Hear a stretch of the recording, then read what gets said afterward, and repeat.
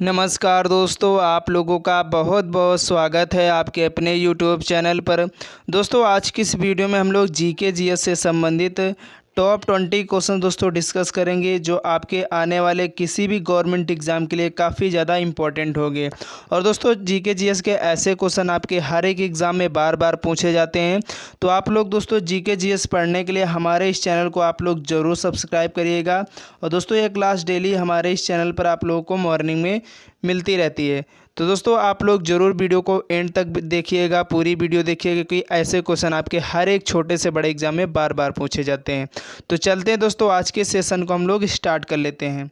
दोस्तों, आपकी स्क्रीन पर फर्स्ट क्वेश्चन है कि भारत की संविधान सभा ने राष्ट्रीय ध्वज का प्रारूप कब अपनाया था। दोस्तों, बहुत इंपॉर्टेंट प्रश्न आपके हर एक एग्ज़ाम के लिए। तो आपको दोस्तों याद रखना, जो भारत की संविधान सभा के द्वारा राष्ट्रीय ध्वज का जो प्रारूप है वो अपनाया गया था, कब अपनाया गया था। तो दोस्तों 22 जुलाई 1947 को अपनाया गया था। यहाँ पर इस क्वेश्चन का ऑप्शन ए बिल्कुल करेक्ट हो जाएगा। चलते हैं नेक्स्ट क्वेश्चन की तरफ। और नेक्स्ट क्वेश्चन है दोस्तों कि भारत में पवन ऊर्जा का सबसे उत्पादक राज्य कौन है। यानी दोस्तों, भारत में जो पवन ऊर्जा का उत्पादन है वो सबसे अधिक किस राज्य में होता है। तो दोस्तों, आपको याद रखना तमिलनाडु राज्य में। कहाँ पर दोस्तों? तमिलनाडु राज्य में दोस्तों पवन ऊर्जा का जो उत्पादक है वो सबसे ज़्यादा है। तो आपको याद रखना है, इस क्वेश्चन का ऑप्शन बी बिल्कुल करेक्ट हो जाएगा। नेक्स्ट क्वेश्चन है कि भारत में डाक व्यवस्था शुरू करने वाला ब्रिटिश गवर्नर जनरल कौन था। दोस्तों, काफ़ी इंपॉर्टेंट प्रश्न है आपके हर एक एग्ज़ाम के लिए।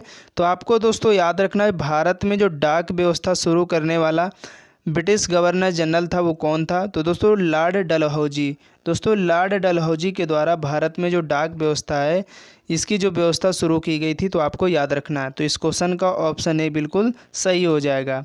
चलिए, इसके बाद नेक्स्ट क्वेश्चन है कि कौन सी नदी दक्षिण भारत की गंगा कहलाती है। दोस्तों, काफ़ी इंपॉर्टेंट प्रश्न है आपके एग्ज़ाम के लिए। तो आपको याद रखना है, जो दक्षिण भारत की गंगा है ये क्वेश्चन आपके हर एक एग्ज़ाम में बहुत बार रिपीट हुआ। तो आपको याद रखना, और आपको मालूम भी होगा दोस्तों कि जो दक्षिण भारत की गंगा कहते हैं वो गोदावरी नदी को कहते हैं। तो यहाँ पर इस क्वेश्चन का ऑप्शन सी बिल्कुल सही हो जाएगा। चलते हैं नेक्स्ट क्वेश्चन की तरफ। अगर दोस्तों सेशन पसंद आ रहा है, आप लोग सेशन को लाइक कर दीजिए और ज़्यादा से ज़्यादा अपने दोस्तों तक इस वीडियो को शेयर कर दीजिए, क्योंकि दोस्तों जीके जीएस के ऐसे क्वेश्चन आपके हर एक एग्ज़ाम में बार बार पूछे जाते हैं। और जो भी दोस्तों लोग हमारे इस चैनल में पहली बार आए हैं तो आप लोग चैनल को ज़रूर सब्सक्राइब कर लीजिएगा, ठीक है। तो दोस्तों नेक्स्ट क्वेश्चन है कि भारत का बोस्टन किसे कहा जाता है। दोस्तों, बहुत इंपॉर्टेंट प्रश्न है। आपको दोस्तों याद रखना है, भारत का जो बोस्टन है वो अहमदाबाद को कहा जाता है। किस शहर को दोस्तों? अहमदाबाद का। तो इस क्वेश्चन का ऑप्शन ए बिल्कुल करेक्ट हो जाएगा। चलिए, इसके बाद नेक्स्ट क्वेश्चन है कि भारत में सबसे ऊंचा बांध भाखड़ा किस नदी पर बना है। यानी दोस्तों, भारत का जो सबसे ऊंचा बांध है वो भाखड़ा बांध है। ये दोस्तों किस नदी पर बना है। तो आपको याद रखना दोस्तों, सतलज नदी पर। कहाँ पर दोस्तों? आपकी जो सतलज नदी है उसमें दोस्तों ये बांध बनाया गया है। तो आपको याद रखना है। नेक्स्ट क्वेश्चन है कि भारत की पहली आयरन स्टील कंपनी कहाँ स्थित है। तो दोस्तों आपको याद रखना, जो भारत की पहली आयरन स्टील कंपनी है ये दोस्तों जमशेदपुर में। कहाँ पर? जमशेदपुर को दोस्तों टाटा नगरी के नाम से भी जानते हैं। किसके नाम से? टाटा नगरी किसे कहते हैं? तो जमशेदपुर। और जमशेदपुर दोस्तों आपका झारखंड राज्य में पड़ता है। तो आपको ये बात भी याद रखनी है। चलिए, इसके बाद अगला क्वेश्चन है कि राष्ट्रीय विज्ञान दिवस किस दिन मनाया जाता है। दोस्तों, बहुत इंपॉर्टेंट प्रश्न है आपके हर एक एग्ज़ाम के लिए। तो आपको दोस्तों याद रखना है, दिवस और दिन जो तिथियां इनसे संबंधित आपके एग्ज़ाम में क्वेश्चन पूछा जाता है। आप किसी भी अगर एग्ज़ाम की तैयारी करते हो तो आपको दोस्तों याद रखना है, जो राष्ट्रीय विज्ञान दिवस है प्रत्येक वर्ष 28 फरवरी को मनाया जाता है। अगर बात करें दोस्तों, जो राष्ट्रीय विज्ञान दिवस है किसकी याद में? जो सीवी रमन थे। कौन? सीवी रमन की याद में। दोस्तों, सीवी रमन की याद में इन्होंने दोस्तों इस दिन रमन प्रभाव की खोज की थी। इसी के लिए दोस्तों ये जो राष्ट्रीय विज्ञान दिवस है मनाया जाता है इनके दिन पर। तो आपको याद रखना है। चलिए, नेक्स्ट क्वेश्चन है कि भारत में समुद्री तट रेखा वाले राज्यों की संख्या कितनी है। तो दोस्तों आपको याद रखना, भारत में जो समुद्री तट रेखा वाले राज्यों की संख्या, यानी कितने राज्य जो है वो समुद्री तट रेखा से लगते हैं भारत में। तो दोस्तों उनकी संख्या आपको याद रखना, वो है 9। कितनी है दोस्तों? 9 ऐसे राज्य हैं जिनकी दोस्तों जो सीमा है वो समुद्र के तट से जुड़ी हुई है, तो आपको याद रखना है। चलिए इसके बाद अगला क्वेश्चन है कि भारत की मुख्य भूमि का दक्षिणी नोक कौन सा है? आपको बताना, बहुत इंपॉर्टेंट प्रश्न है। तो आपको फ्रेंड्स याद रखना, जो भारत की मुख्य भूमि का दक्षिणी नोक है वो उसको दोस्तों किस नाम से जानते हैं? तो केप केमोरियन के नाम से। किसके नाम से? केप केमोरियन के नाम से दोस्तों जो मुख्य भूमि का दक्षिणी नोक है उसको जानते हैं। अगर बात करें दोस्तों इंदिरा पॉइंट जो है, इसे भारत का दक्षिणी पॉइंट कहते हैं, ये बात को आपको याद रखना है।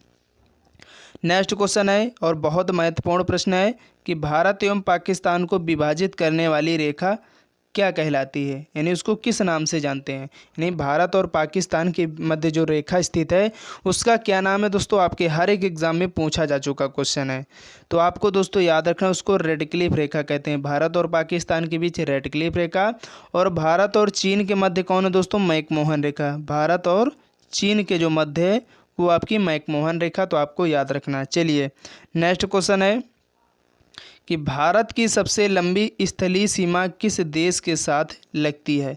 दोस्तों काफ़ी इंपॉर्टेंट प्रश्न है, तो आपको याद रखना दोस्तों, भारत की जो सबसे लंबी स्थलीय सीमा लगती है वो किस देश के साथ? तो दोस्तों बांग्लादेश के साथ। तो इस क्वेश्चन का ऑप्शन सी करेक्ट हो जाएगा।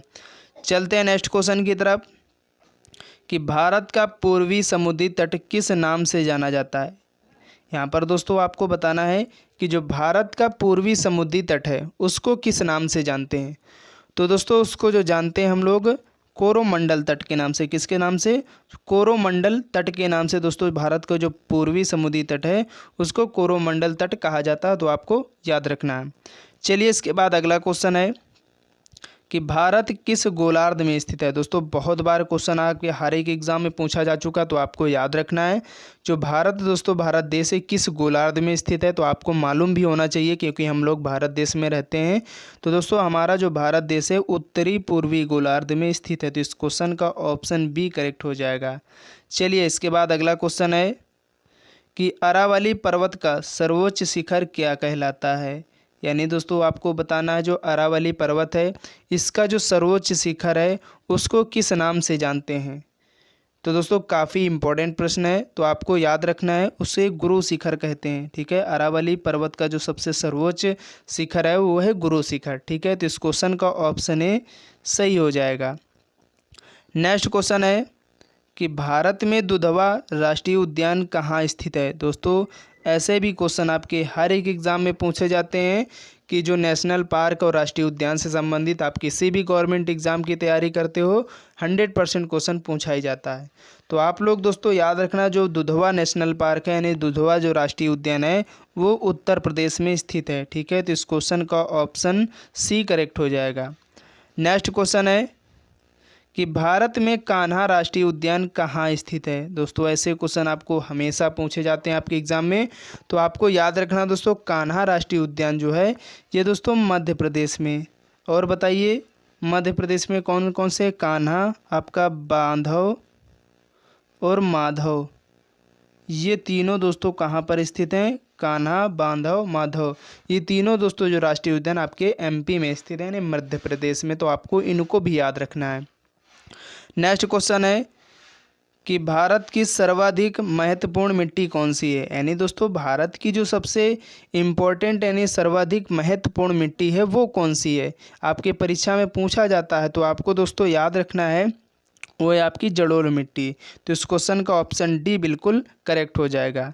चलते हैं नेक्स्ट क्वेश्चन की तरफ कि भारत का सबसे बड़ा चावल उत्पादक राज्य कौन सा है? तो आपको दोस्तों याद रखना जो भारत का सबसे बड़ा चावल उत्पादक राज्य है वो दोस्तों आपका पश्चिम बंगाल राज्य है। कौन सा दोस्तों? आपका जो पश्चिम बंगाल राज्य है दोस्तों वो भारत का सबसे बड़ा चावल उत्पादक राज्य, यानी चावल सबसे ज़्यादा वहाँ पर पैदा होता है, तो आपको ये बात याद रखनी है। चलिए नेक्स्ट क्वेश्चन है और दोस्तों आज की इस वीडियो का लास्ट क्वेश्चन है 20 कि भारत का सबसे बड़ा मूंगफली उत्पादक राज्य कौन सा है? दोस्तों ये सभी क्वेश्चन बहुत इंपॉर्टेंट है, तो आप लोग ज़रूर इनको एक बार देखिएगा। तो आपको दोस्तों याद रखना भारत का जो सबसे बड़ा मूंगफली उत्पादक राज्य है वो दोस्तों गुजरात राज्य है। ठीक है, तो आपको याद रखना इस क्वेश्चन का ऑप्शन बी बिल्कुल करेक्ट हो जाएगा। तो दोस्तों आज की इस वीडियो में हम लोग टॉप 20 क्वेश्चंस कवर कर लिए हैं और उम्मीद है दोस्तों आप लोगों को ये क्वेश्चन काफ़ी ज़्यादा पसंद आए होंगे। तो आप लोग ज़रूर वीडियो को लाइक कर देना। चैनल में पहली बार आए तो आप लोग चैनल को ज़रूर सब्सक्राइब कर लेना और वीडियो को ज़्यादा से ज़्यादा अपने दोस्तों तक शेयर करते रहना, ठीक है। आप लोग चैनल को बिल्कुल भी सब्सक्राइब करना मत भूलें। और अपनी जीके जीएस दोस्तों अगर आप अभी या 9th 12th 11th में किसी क्लास में अभी आप पढ़ रहे हैं या आप पढ़ चुके हैं, तैयारी कर रहे हैं, तो दोस्तों आप अगर भविष्य में आप फ्यूचर में किसी एग्ज़ाम की तैयारी करते हो या कर रहे हो, तो दोस्तों हमारा चैनल आप लोगों ने डेली जीके जीएस के क्वेश्चन लेकर के आता रहता है। और दोस्तों अभी से अपनी जीके जीएस मजबूत करने के लिए हमारे इस चैनल को आप लोग ज़रूर डेली सुबह मॉर्निंग में आपको जीके जीएस की क्लास मिलती है, तो आप लोग जरूर उसको देखना मत भूलें। और चैनल में पहली बार आए हैं तो आप चैनल को सब्सक्राइब किए हुए बिना मत जाएं, ठीक है। चलते हैं नेक्स्ट वीडियो के लिए, तब तक के लिए जय हिंद जय भारत।